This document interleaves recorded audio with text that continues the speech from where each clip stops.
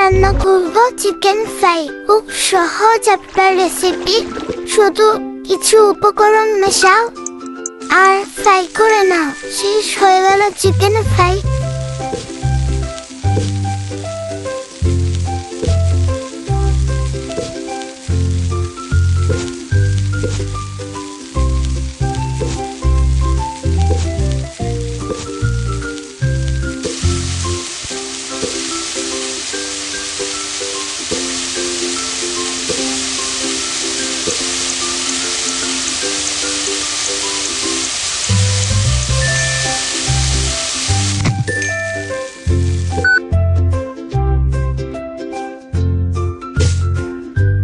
সাথে কিছু উপকরণ দিয়ে সুন্দর করে পরিবেশন করুন গরম গরম চিকেন ফ্রাই।